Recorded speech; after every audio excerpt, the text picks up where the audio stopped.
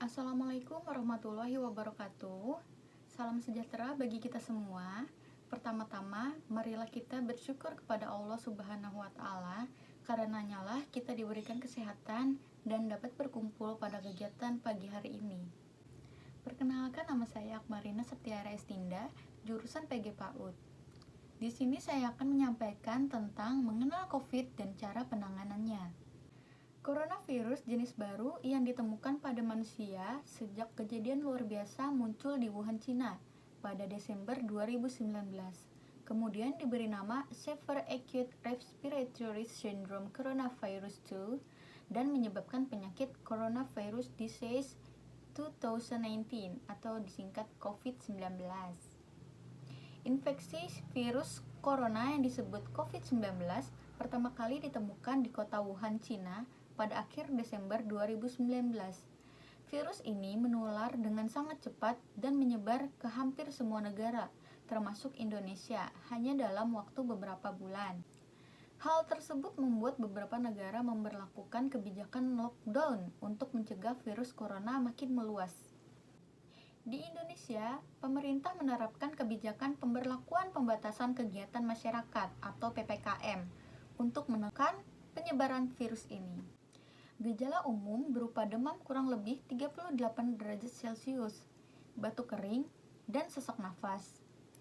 Jika ada orang yang dalam 14 hari sebelum muncul gejala tersebut pernah melakukan perjalanan ke negara atau wilayah terjangkit, atau pernah merawat dan berkontak erat dengan penderita COVID-19, maka terhadap orang tersebut akan dilakukan pemeriksaan laboratorium lebih lanjut untuk memastikan diagnosisnya.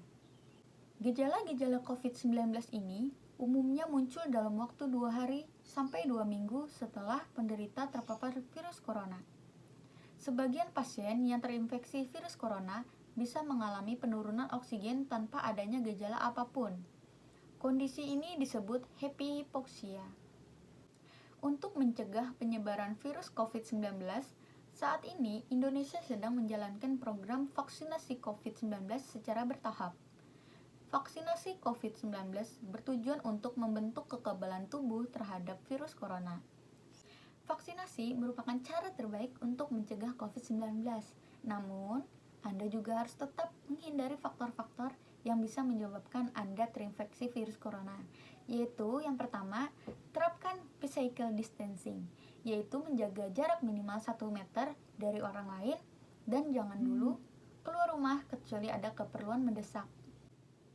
Yang kedua, gunakan masker saat beraktivitas di tempat umum atau keramaian, termasuk saat pergi berbelanja bahan makanan atau mengikuti ibadah di hari raya. Yang ketiga, rutin mencuci tangan dengan air bersih dengan sabun atau hand sanitizer yang mengandung alkohol minimal 60%, terutama setelah beraktivitas di luar rumah atau di tempat umum. Yang keempat, jangan menyentuh mata, mulut, dan hidung sebelum mencuci tangan. Yang kelima, tingkatkan daya tahan tubuh dengan menjalani pola hidup sehat, seperti mengkonsumsi makanan bergizi, berolahraga secara rutin, dan beristirahat yang cukup, dan mencegah stres. Yang keenam, tutup mulut dan hidung dengan tisu saat batuk dan bersin. Kemudian buang tisu ke tempat sampah. Yang terakhir adalah jaga kebersihan lingkungan dan kebersihan rumah, termasuk benda-benda yang sering disentuh.